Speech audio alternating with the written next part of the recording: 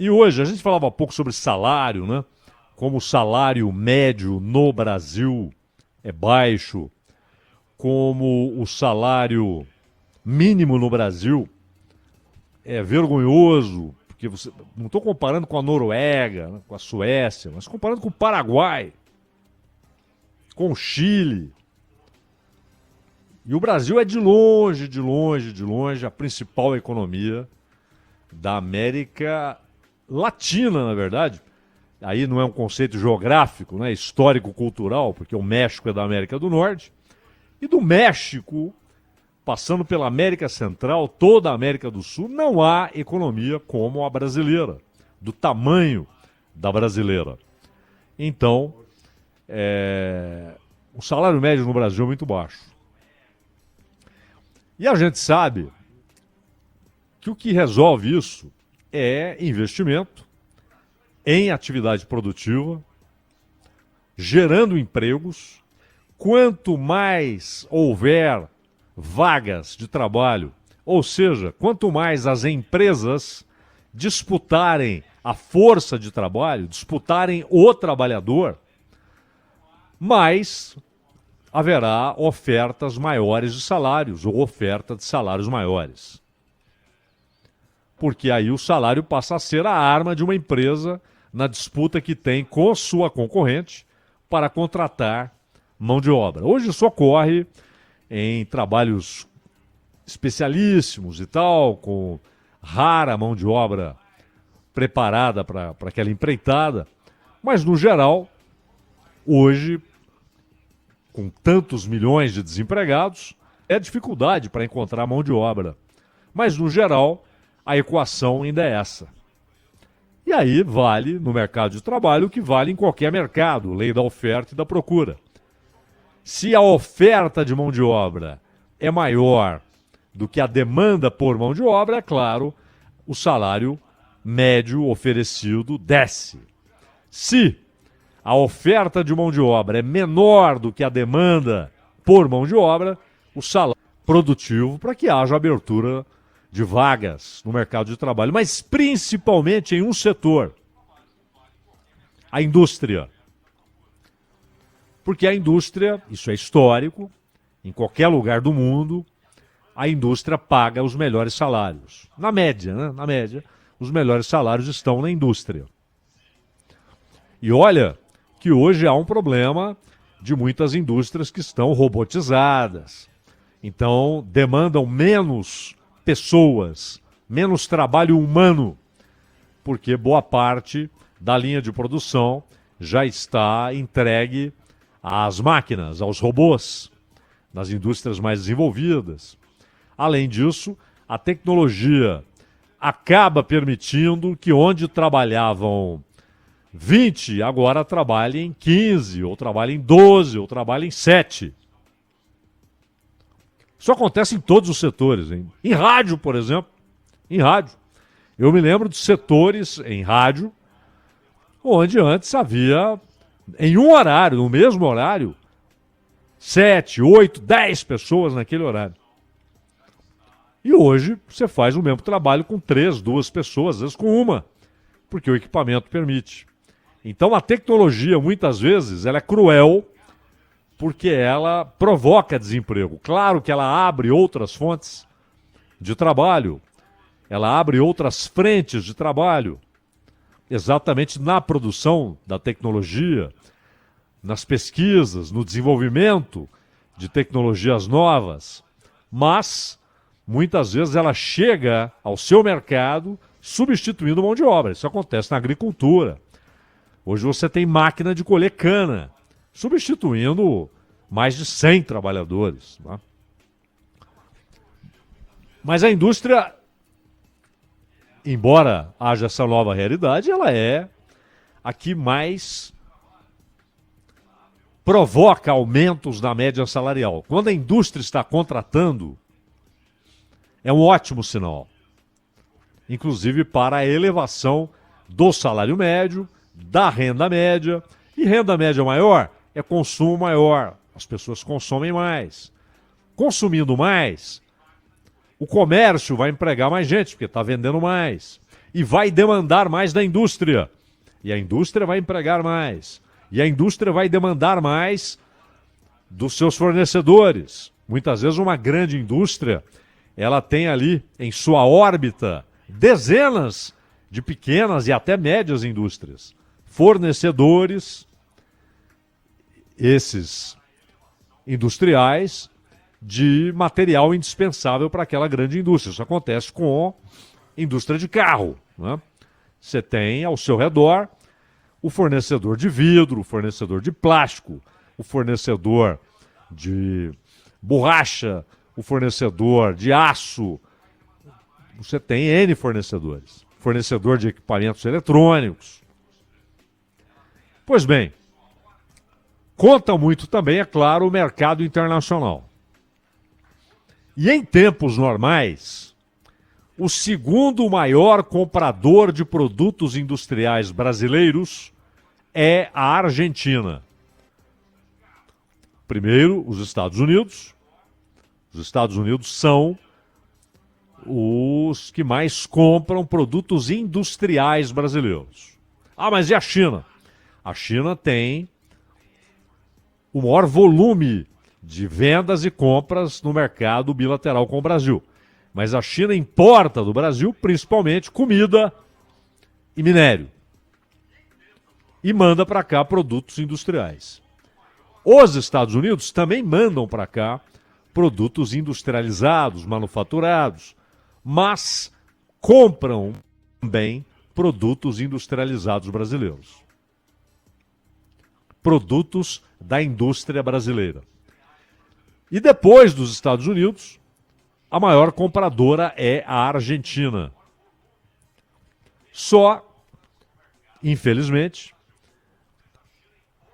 só que a Argentina está num momento terrível de sua economia.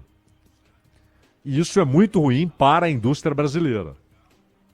Pô, é o segundo maior mercado dos produtos industriais brasileiros. Mercado externo, claro, não estou falando do mercado interno. Estados Unidos, depois a Argentina.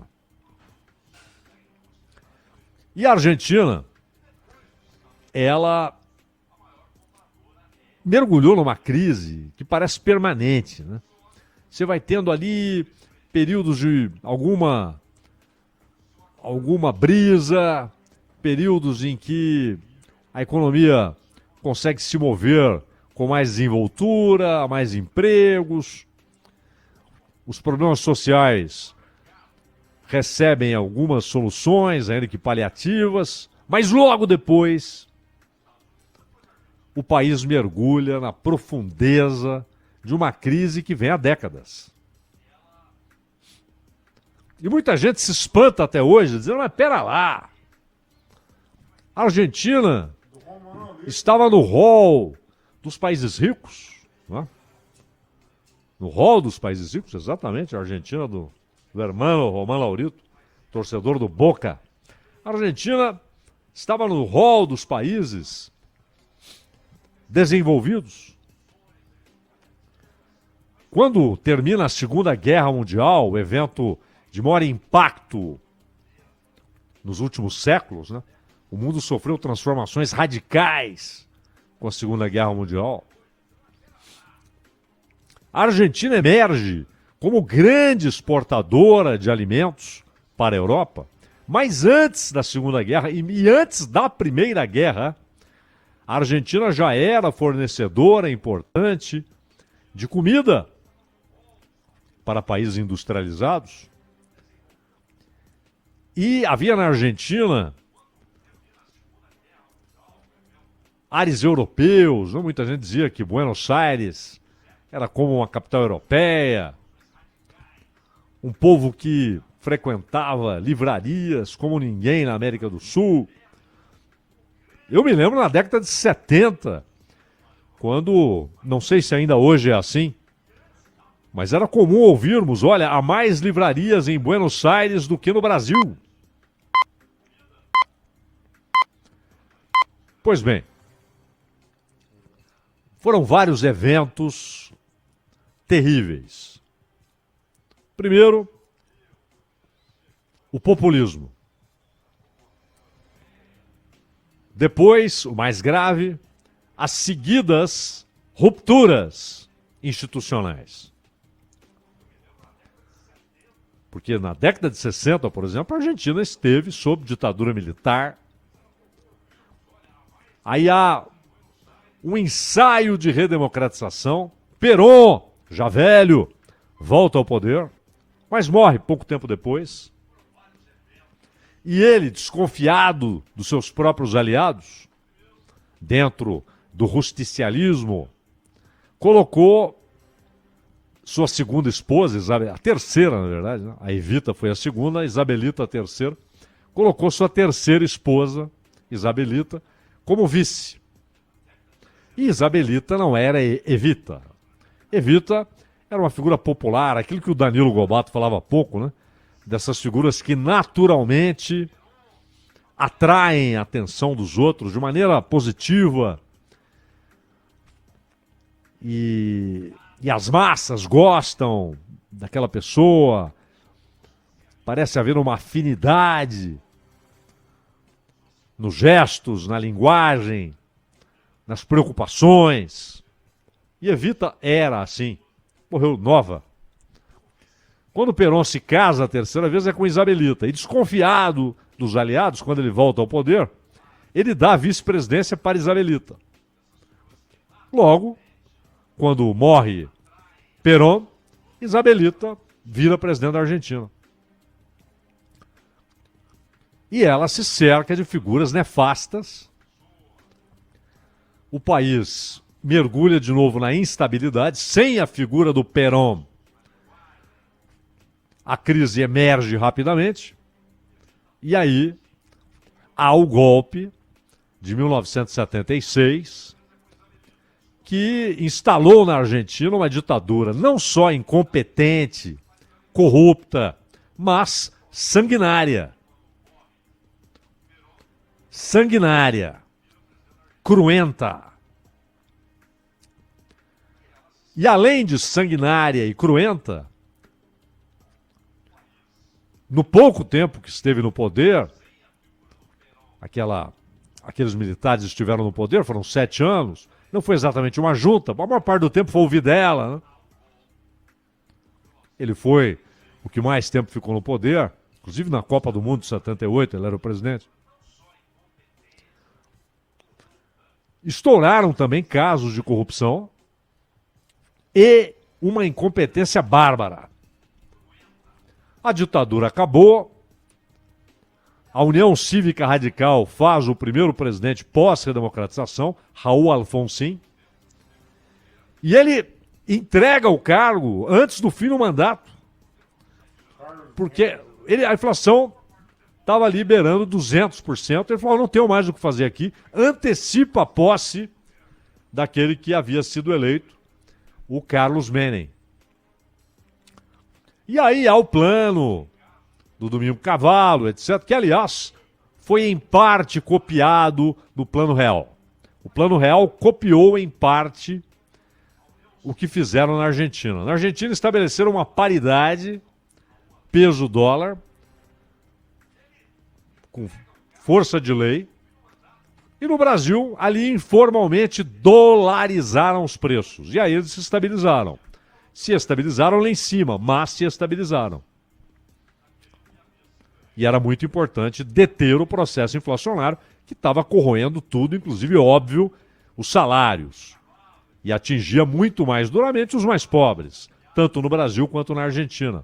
Então esses planos foram importantes. Mas na Argentina, esticaram demais a paridade, aí vem o curralito, as limitações para saques, crise no sistema financeiro, as pessoas passaram a desconfiar de tudo, os preços dolarizados, não como o Equador, né? O Equador, a moeda é o dólar. O Equador, a moeda, mesmo os governos, como Rafael Correa e tal, não mexeram nisso. É o dólar. Houve uma dolarização oficial, formal. Na Argentina, nas ruas. Nas ruas. Preço das coisas. O fato é que a Argentina decretou uma moratória, uma segunda moratória, tornou-se inconfiável. Então, quem empresta dinheiro no mercado internacional passou a cobrar da Argentina juros estratosféricos para liberar dinheiro.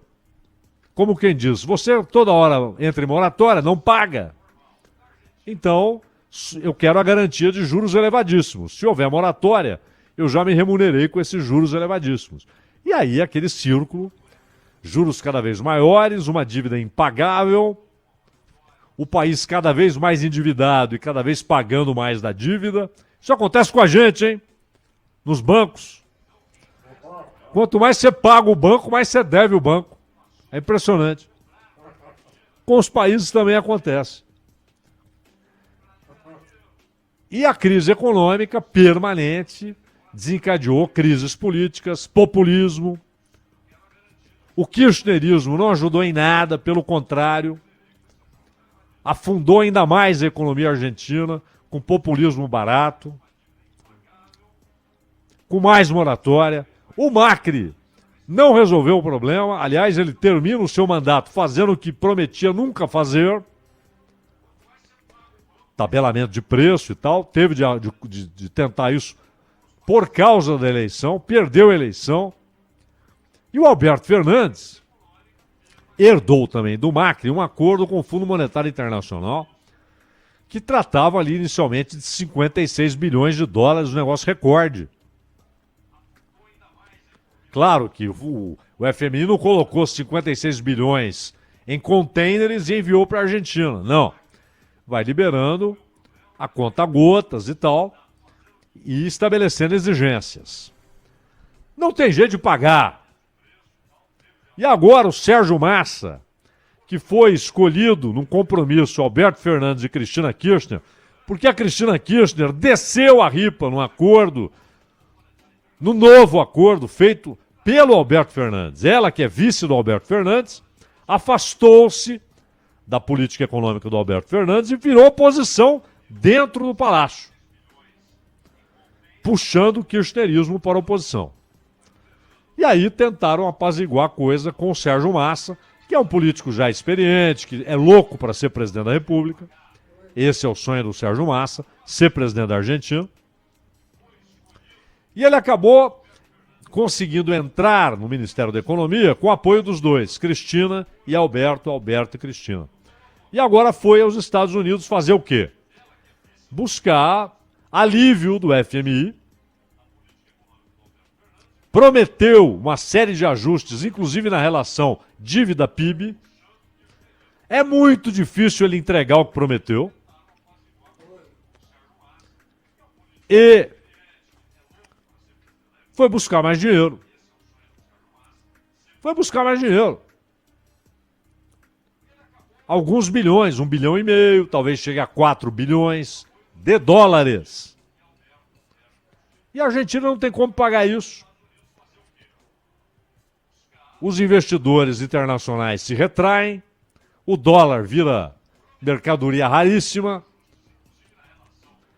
e a Cristalina Georgieva, que é a diretora-gerente do FMI, que reuniu-se com o Massa, ela elogiou o Massa, falou que a equipe econômica é formidável, que a Argentina vai conseguir sair dessa, mas que a inflação atual é devastadora. E quanto vai fechar a inflação argentina? 90% no ano? Isso é deletério, isso degrada, isso destrói os parâmetros mínimos de funcionamento da economia, mas principalmente destrói os salários,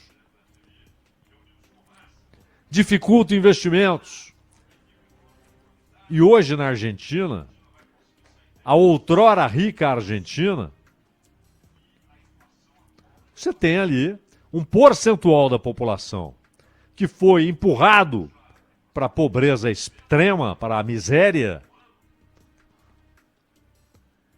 E aí você tem de buscar socorros eventuais, programas de assistência, paliativos. É preciso resgatar a economia de um país que é naturalmente rico. Não é rico como o Brasil. O Brasil é um país de uma riqueza natural absurda. É que também é vítima de corrupção, de incompetência.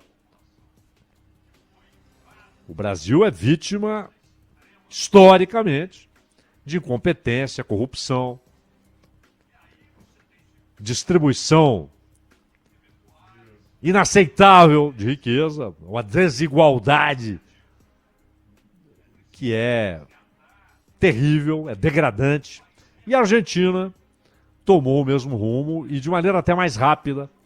Ela que também acumula governos incompetentes, corruptos, isso lá atrás.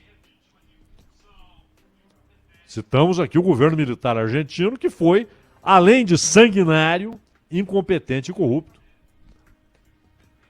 Os governos depois da redemocratização, felizmente não são sanguinários, cruentos, mas também incompetentes. E alguns corruptos também.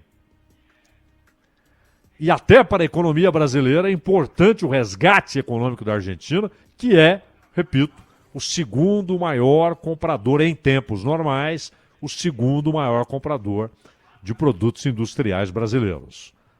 Danilo.